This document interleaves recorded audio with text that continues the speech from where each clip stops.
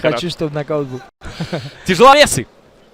Тяжеловесы в бою, в строю, в догоне. Хусейн Адамов против Ирлана Шакишу. Я надеюсь, что мы не зря так долго ждали это событие. Найзя 72. Балуан Шолак. Алматы.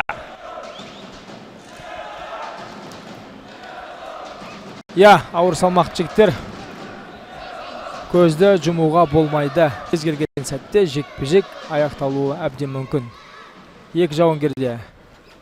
Міне, ортада соққылар ауысып үлгерді. Әдейі емес. Көзіне соққы тиген болатын. Короткие лоу-кики от Шакишева. Проверяет переднюю ногу соперника, чтобы не размениваться. Тут все понимают. Соперники могут поймать и на контратаке.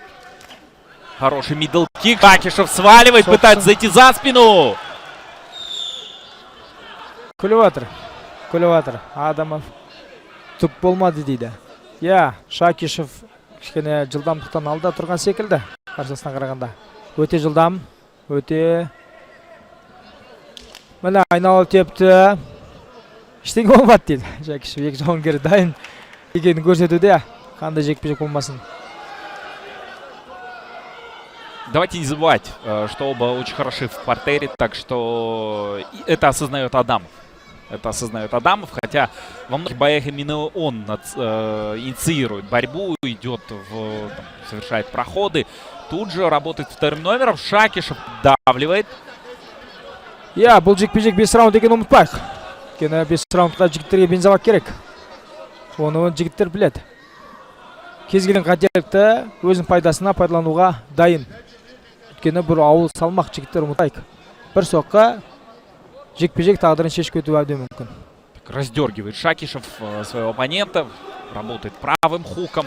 В разносторонних стойках работают парни. Адамов впервые его проверяет. Хорошее попадание от Шакишева. Мен сенбеді бірақ ол соққы Адамов. Тағы да кел деген секілді. Міне сол қолмен жасалған соққы өте мұқият болу керек өте. Я, тексеруде екі жауынгер. Ауыр соққылар алмасып үлгерді. Тағы да міне соққылар алмасты. Оң қолмен жасалған соққы дөп тимеді. Шакишев әзірше соққыларды көруде. Да, пытается скрыть свой правый боковой Хусейн Адамов. Шакишеву хватает реакции. Вот и проход от Хусейна. За спиной оказался. Перевести удастся ли вот этому колоссу, титану из Чечни. Сваливает таки соперника. 2,5 минуты до конца. Я, жекпе-жек барысында айқас көрді. Соққылар бірақ күреске бірінші Адамов кіріп көрді. Отырғызды, бірақ әлі де өзінен ыңғайлы позицияны ала алмады. Нәтижесіз. Яғни сол үшін позицияны алуға тырысуда. Пока не получается стащить оппонента. Ирлан Шакишев очень уверенно держится. Правда, при этом и успевает наносить удары Хусейн Адамов. Я әзірше отырғыз алмауда. Әзірше Ерлан дұрыс қорғануда Шакишев. Міне аяғын салдырды. Қалай болар екен ары қарай? Растягивает и на удушение попытается выйти. Я, әрине, қазір соққылар жаудыратын болады. Керіп Ерланды одан шығу керек бұл позициядан. Өте ауыр соққылар жалғасуда. Айналды, шығарар емес. Талпынуда. Тұрып керек секілді. Жоқ, ауыр соққылар әлде жалғасуда. Но нет, все равно продолжает движение Шакишев и перекрывается. Сейчас нужно что-то предпринять ему для того, чтобы судья... Тұрды, қорғана білді, керемет. Тағы да. Тейкдаун. Енді оңай жібере қоймас адам. Өзін көріп тұр ғой. Қазір жеңіске бір қадам жақын екен. Сол себепте Ерланға өте мұқият болу керек. Тағы да тұра кетті. Я, өте ауыр қазір. Шакишевқа өте ауыр соққылар дарты. Өз-өзіне келіп көрім екен. Міне қолын байлап қазір қолға ауырту тәсілін дәл өтқан секілді. Шакишев. Оны адам оңайлықпен береді екен. Тағы да тіземен жасалған соққа. Соңғы 30 секундтар. Бірінші раундтың айта кетейік. Колено в корпус. Басқа мұқият болу керек. По-моему, просто Адамов понимает еще и, что побороть соперника не получится. Уже несколько попыток было, развить успех не удалось, теперь просто урон. Нужно просадить, там, поработать над бензобаком соперника, опустошить его. 10 секунд до конца. Хусейн и Ерлан Шакишев прекрасно понимают, что второй раунд им не избежать. Ну что ж, друзья, вот и закончился первый раунд главного боя. Дайте поддержку нашим бойцам! Мы напоминаем, что партнер турнира Найза Олимпет, лучший букмекер Казахстана. Горилла Энерджи — это не просто энергетический напиток, это источник силы и энергии для наших участников и зрителей. Он поднимает ваши эмоции на новый уровень и помогает провести это мероприятие насыщеннее и ярче. А также, конечно же, все турниры Найза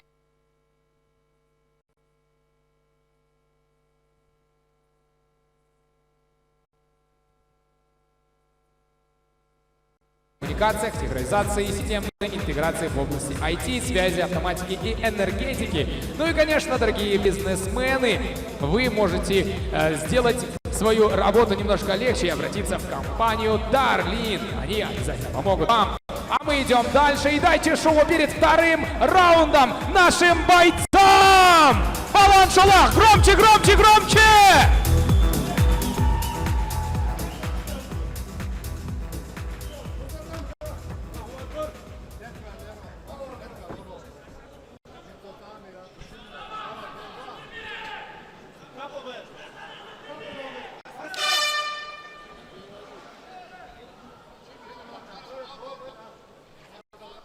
Второй раунд.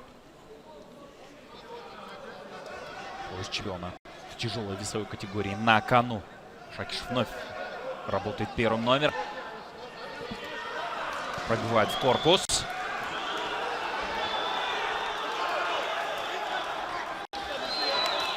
Заходит с боковым, даже с серией. Жауынгерлерге шоу керек сияқты. Адамов жанкүйерлерге қолын көрсетіп шошайтып жатыр. Дайынсыздар ма деген секілді шоуға атады. Қарымта соққы өзіне қабылдап алды Шакишев. Міне аяқпен жасалған соққы. Мұқият болу керек.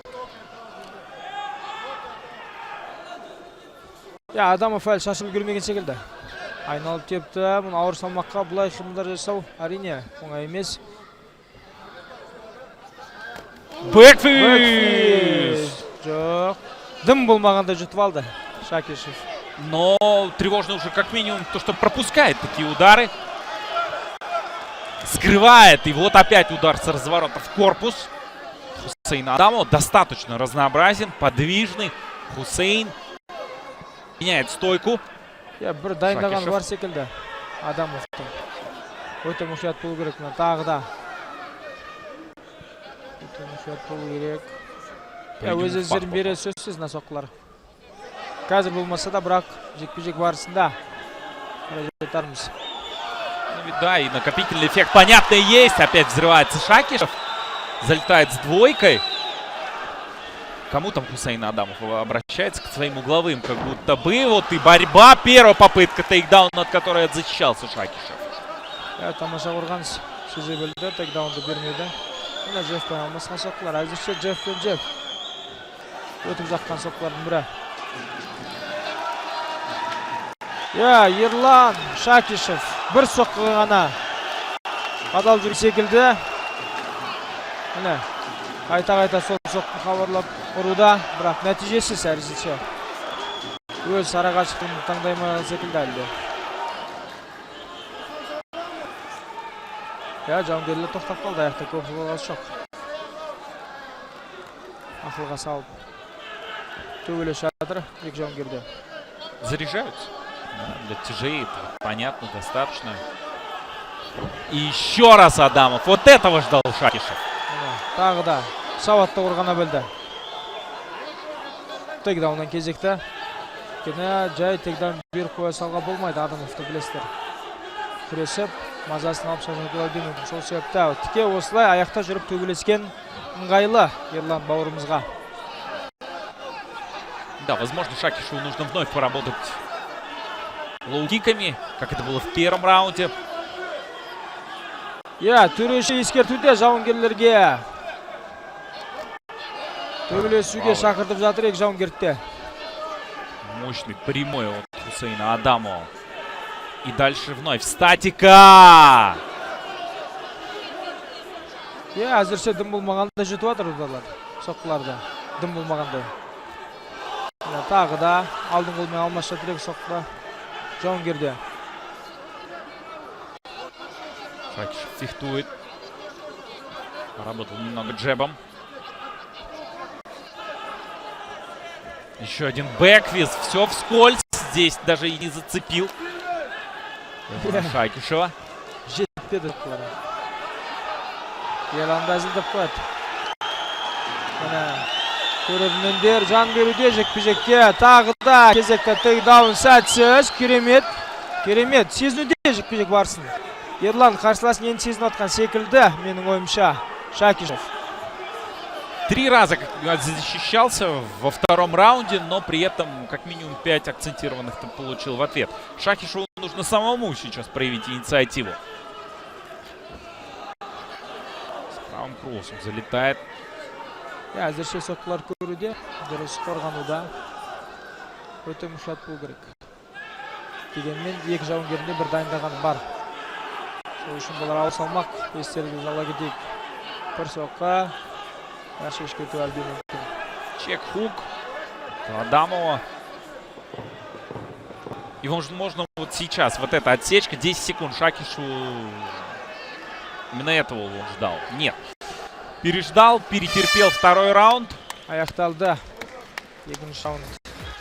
Екінші раунд әрине тартысты өтті. Ну что ж, друзья, вот и закончился второй раунд главного боя. Давайте поддержим наших бойцов за зрелищный бой. Громче! Аяқталды. Естеріңізге сала кетелік. Бұл белбеуге талас 5 раундтық жекпе-жек. Бүгінгі кештің екінші раунды ғана аяқталды. Алдымыз әлі бізді 3 раундтық жекпе-жек күтуде. 3 раундқа дейін созыла ма, созылмай ма, бұны білмейміз. Сол үшін қазір 3-ші раундты асыға күтетін боламыз. Ну и постарается забрать его пояс Ерлан Шакимов. Здесь его болельщики. Дайте! Ерлан Шакишев здесь!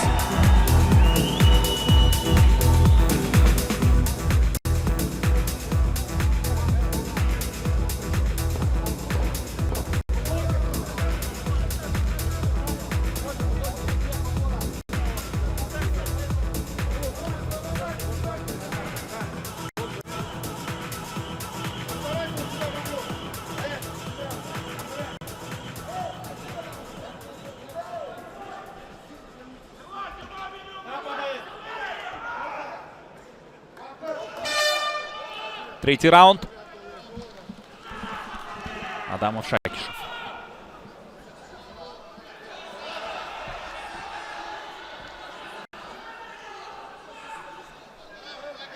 Активны на старте третьей пятиминутки бойцы. Шакишев наконец-таки разряжается двоечкой. Пытается здесь на контратаках. Размашистые удары от Хусейна Адамова. И уже нет прежней улыбки на лице. Я ол да түсінуде. Оңай жағылатын шаңғы емес екен. Ерлан Шакишевті жекпе-жек бара-бара ауырлап баратыр. Тейкдаундар көрді, болмады. Дұрыс қорғана білді. Әрине кез келген ойландырады. Енді эмоциялық тұрғыдан шығармаса болды Ерланды. Сол үшін өте мұқат болу керек. Тағы да міне айналып теуіп. Әрине өз нәтижесін береді ол соққылары төбі. Өте мұқат болу керек. Я қимылас екі жауынгеріне де. Джефф. Тағы да оң қолмен соққан жасалған соққы. Құлашта бұрған төп түйуде.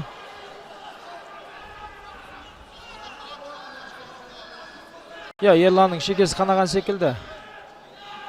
Қабағы жатылып, шекесі жатылып, қанның іздерін көрудем.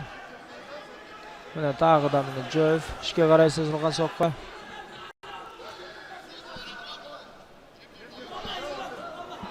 Угол Шакишева. Вот так доносит удар до подбородка. Я не очень понимаю, что Хусейн Адамов раз за разом говорит. Есть двоечка. Правда, кросс. Я Ерланға сериялық соққылар жетпейтін сияқты. керегі сол сияқты бұл жекпе-жек барысында. Бірақ әзірге ол мүмкіндікті өзі білмей жатқан секілді, таппай жатыр әрине. Оңай емес. Как будто бы о борьбе позабыли бойцы. Адамов сам готов на руках так подзарубиться. Мне кажется, это самый близкий раунд в сегодняшнем поединке. Я ол да дайындап жүрген секілді. Күтуде сонда мүмкіндікті. Сонда мүмкіндік қателікті жібереді, тейкдаунға кіреді. Әрине, Адамов. Внутренний лоу-кик от Шакишева. В первой пятиминутке удавалось его прижать к сетке. И там работал серийно он даже по Адаму. Такой затяжной апперкот, которым оказался готов Шакишев. Бэкфист. Я қат болмаса да бірақ дөп тиюде мұқият болу керек. Алма кезек өзінің стойкасын ауыстыруда Шакишев Ерлан. Бір нәрсені таппай жүрген секілді қарсысына қарсы.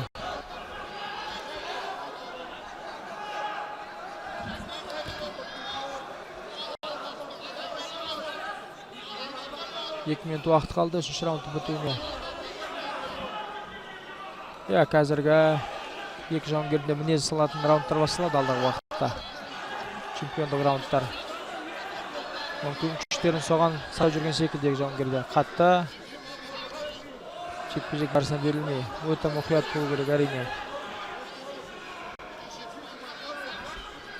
Чемпионские раунды, где нужно будет поставить все на кон. Адамов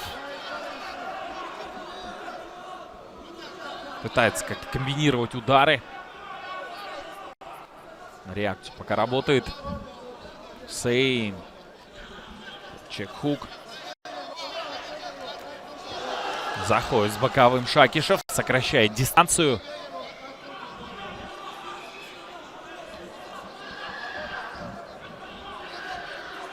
Но нужно быть посмелей. Ерлану нечего бояться. Уже парировал попытки борьбы от Адамова. В принципе, и в стойке он может дать ему. Ол Дидар екі жауынгерге де сол нәрсе жетпей жатқан секілді. Кішкене сенімділік жекпе-жек барысында. Енді Адамов енді жұмысқа кірісе бастаған секілді. Раундтың соңғы секундтарында алға қарай бірінші нөмірі жұмыс жасап жатыр. Готовит двоечку. Адамов и начинает охоту за Шакишевым. Как будто бы наигрался. Не застаивается Ерлан. Отлично. Боковой достает до цели. И наступает Хусейн Адамов. Идет за нокаутом.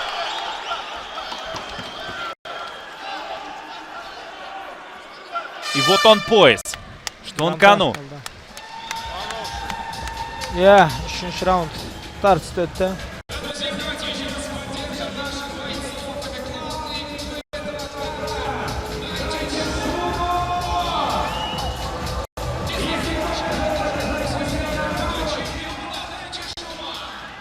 Ну что, наиболее равный раунд по статистике мы наблюдаем сейчас.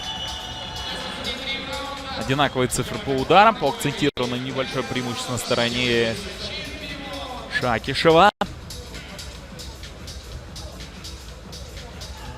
И вот она развязка третьей пятиминутки. Там уже Адамов, по-моему, и хотел снести голову сопернику. Шакишев смог законтрить. И вот, наверное, самый опасный момент в этой разборке. Тяжей. Но все равно на судейских записках, скорее всего, впереди Хусейн Адамов. Так что Шакишеву нужно ставить все на кон.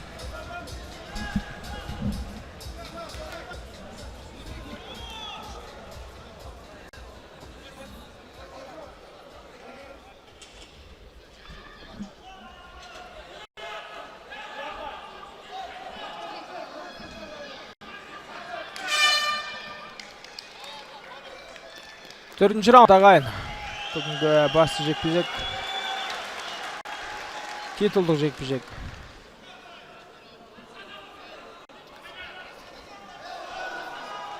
Вновь навстречу. Идет Шакишев. Обменивается ударами. Отличный джеб. И вновь вот так, одиночными ударами потихонечку разбивает оборону он Хусейна Адамова.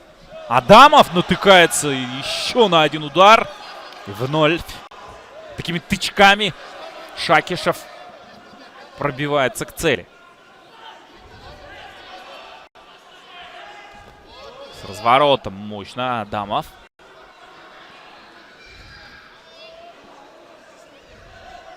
Ну, по разнообразнее Адамов, нежели Ерлан Шакишев. Это тоже определенно.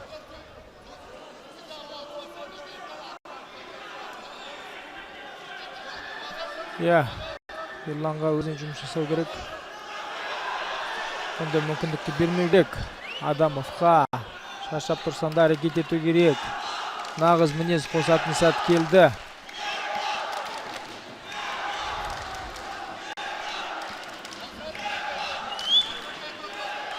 Ya, залдан көріп отырмыз Ерланның жанкүйерлері Ерланды қолдап күш беруде.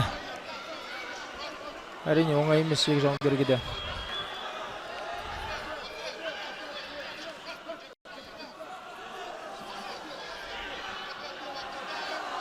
Ya, құдды екі жауынгерді бір спаррингте жүрген секілді. Ойындалар болмаса айналып кеп қайт кеп соқса беретіндей. Ya, шаршады. Жылдамдық жоқ, бірінші раундтағыдай. Күште сарқылуда. Ну, ни одного прохода от Шакишева за весь поединок. Пока немного однотипные атаки мы наблюдали в его исполнении. Так бросить все на кон он не готов. В корпус. Ya, осы соққылар көбіру керек секілді Ерланға. Қолмен көп жұмыс жасау керек. Әрине шаршады, түсіндім. Бірақ та чемпион болу үшін осы нәрседен өту керек.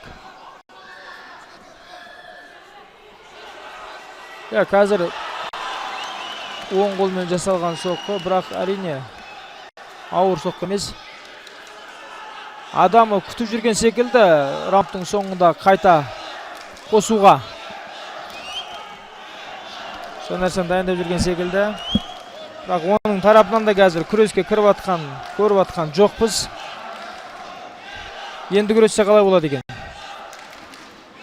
Ну, Шакишев держится на дистанции. Дистанция, которая позволяет ему предсказать или отреагировать на попытки перевода от Адамова. Но при этом и его арсенал сужается до максимума в этот момент. Там у него покороче руки. Не может он никак взорваться. Все это Адамов видит со своими колотушками.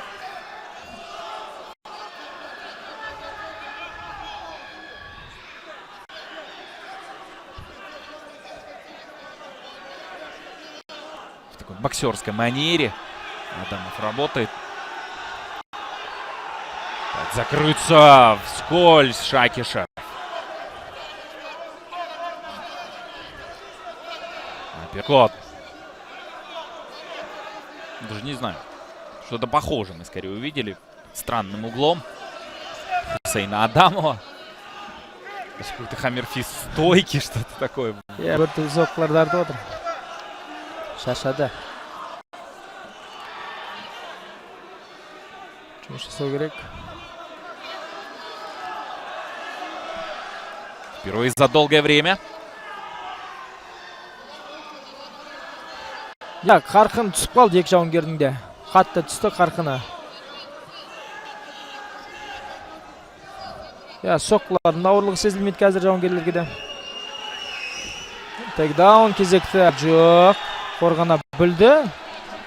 Өте керемет. Эти удары от Шакишева, они скорее такой отвлекающий маневр для того, чтобы выбраться просто из ситуации. Перекрывается, корпус закрыл. В блок пришелся удар Хусейна Адамова. И либо нас ждет яркая развязка, либо вот в таком же темпе просто дойдут бойцы до финального гонга. Ya, енді дұрыс айтасың дейді. Жекпе-жектің қарқыны басылып қалды. Әрине бізге халыққа өте тартысты жекпе-жек керек әрине. Бірақ Екі жауынгер де қазір өз тараптарынан барын салады деген сезімдеміз 5-ші раундта. Өйткені екі жауынгерге де қазір нар тәуекелге бару қажет.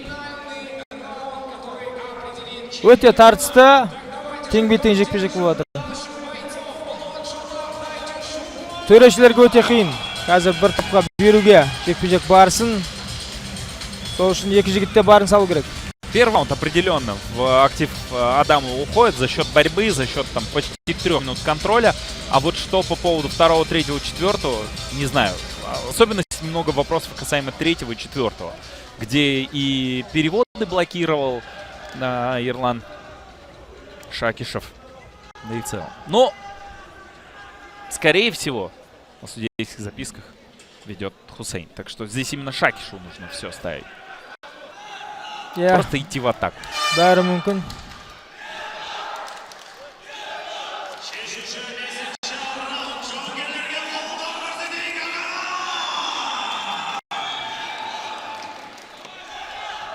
Ерлан с боковым. Вот зашел на короткую дистанцию. Там наглядно показывал тренер, что нужно бить серийно и работать еще корпус-голова. Обязательно переводить с разворота. Шакишев закрылся вовремя.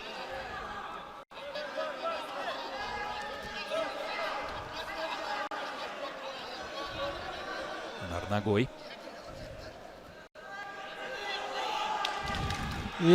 Соққылар көруде. Оу!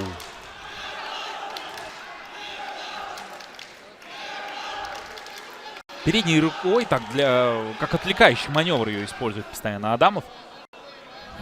Заряжает то правый кросс, то боковой. И здесь на шаге, на скачке пошел в атаку Хусейн Адамов. Ерланға жаңадан бір нәрсе ойлап табу керек секілді. Білмеймін, тапасыз әлде де әдістер жасап отқан, дарып атқан жоқ. Бір нәрсе ойлап табу керек секілді жеңіске нақты жету үшін. Бірақ онда мүмкіндік көріп отқан жоқпыз. Міне тағы да соққы мұрнынан қан кеткен секілді. Ауыр, тағы міне оң қолмен жасалған соққы дөп тимеді. Бізге айту оңай әрине. Ерланға қазір оңай емес.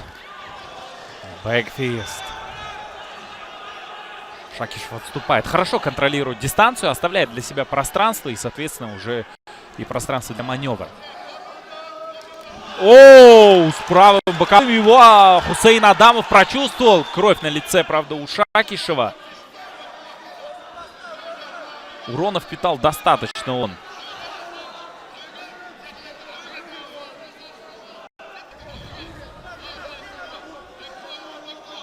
Почти 3 минуты до конца. Бэкфист. С боковыми. Ерланға әрекет ету керек. Олай қарсыласқа оңай жұмыс жасатуға мүмкіндік бермеу керек. Мінез қайда? Бауырым. Жасау керек, өзіне жұмыс жасау керек. Мұрнынан қан кетуде тоқтаусыз. Там уже и угловые недовольны Хусейна Адамова. Активнее его просят работать. Ойлағанымдан бір болмай жатыр. Өйткені көріп отырмыз секунданттарынан. Жұмыс жасауын талап етуде. Как начало атаки Бэкфист постоянно использует. Адам в последнее время следом уже добавляет. Шакишев.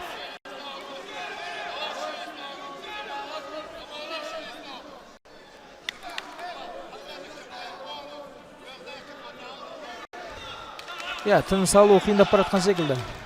Ерланның мұрнынан қан кетіп, әрине өз әсерін береді сөзсіз. Міне бірақ залдан ерекше қолдау көрсетуде жерлесімізге Ерлан деп айқайлап. Соңғы минуттар жасау керек, Ерланға әрекет істеу керек.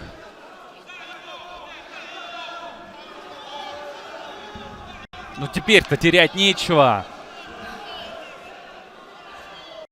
Ерлан, хайкик. Ну, опять же, в голову скорее удар с разворота получился. Очень ловко действует Хусейн Адамов. Bir нәрсені қайталай береді, бірақ нәтижесін беруде, кім не айтса да, Адамов. Ал Ерлан қош керек секілді, нар тәуекелге барып. Ана халықты бас көтертуде, қолдау көрсетіңдер деп. Ерланға әрекет керек. 30 секунд. Қырғын айқас көреміз 30 секундта, әлде көрмейміз бе? Но на финальных секундах этого боя возможно. Шакишев. 17 секунд до конца. Вот она отметка. И 10 секундтар. Ашық айқасқа бару керек. Ерланға. Уақыт.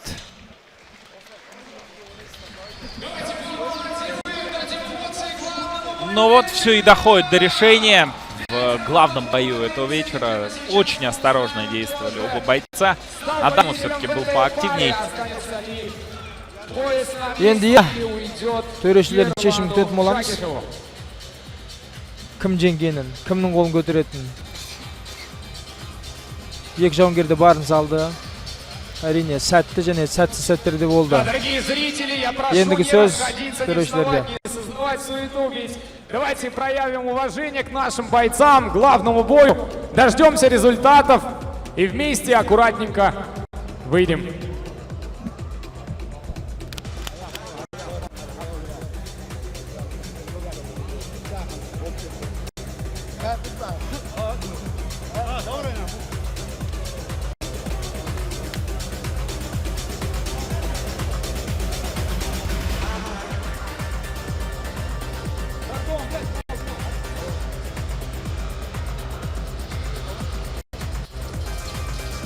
Ждем, пока огласят судейское решение. Не потеряться в догадках. Понятно, что Адамов сделал достаточно для защиты титула. Посмотрим по итогу, что посчитают судьи. Ирлан Шакишев достойно показал себя в бою с крайне опасным тяжеловесом. С бойцом, который провел, по-моему, в 5 раз больше поединков, чем он в профессионалах.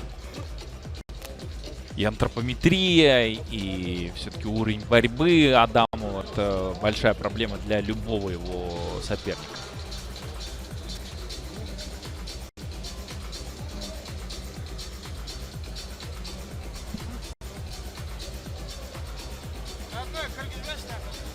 Но как затягивается эта пауза, судьи, такое ощущение, что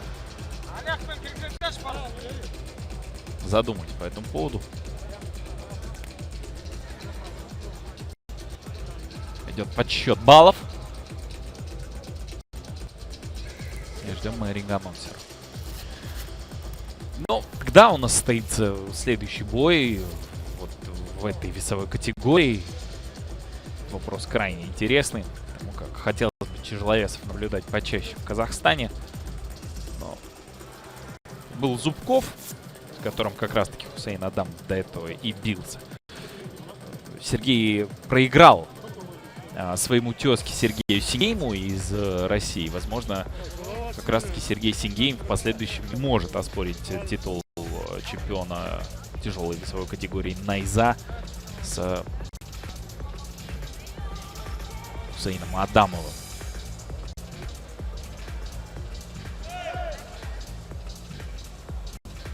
Адамов показал себя как универсальный боец, который в борьбе хорош, и в стойке проблем может создавать.